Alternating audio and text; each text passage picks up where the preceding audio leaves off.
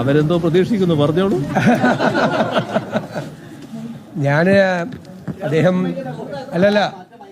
ഞാൻ അദ്ദേഹത്തെ കാണാൻ വന്നത്, അദ്ദേഹം കേരളത്തിലെ രാഷ്ട്രീയ നേതാക്കളിൽ ഏറ്റവും സീനിയറായിട്ടുള്ള ഒരാളാണ്.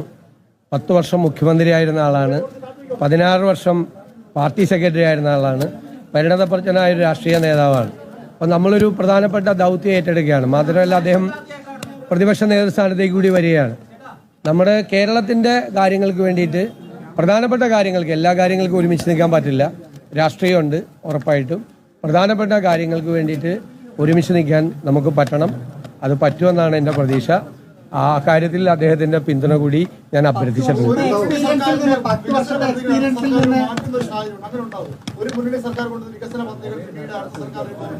ഒരു കാരണവശാലും മാറ്റില്ല. അതെന്തിനാ മാറ്റണത്? ഗവൺമെന്റുകൾ എന്ന് വെച്ചാൽ കണ്ടിന്യൂവേഷനാണ്, തുടർച്ചയാണ് ഗവൺമെന്റുകൾ. കഴിഞ്ഞ ഗവൺമെന്റ് തുടങ്ങി ചിലപ്പോൾ നമ്മൾ വലിയ വിമർശിച്ചിട്ടുള്ള പല ഭാഗങ്ങളിലൊക്കെ വല്ല കറക്ഷൻസോ വല്ലതൊക്കെ വരും. അല്ലാതെ ഒരു ഗവൺമെന്റ് തുടങ്ങിയ പരിപാടി വേറെ ഗവൺമെന്റ് ഒന്നും മാറ്റിയാൽ കേരളം ഉണ്ടാവും? അതൊന്നും ചെയ്യില്ല.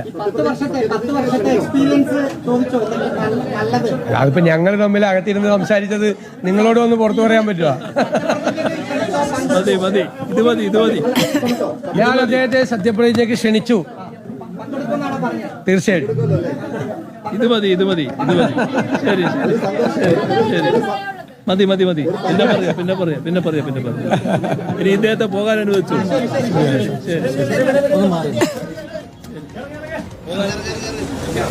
വി.ഡി. സതീശനാണ് കൂടുതൽ സംസാരിച്ചത്.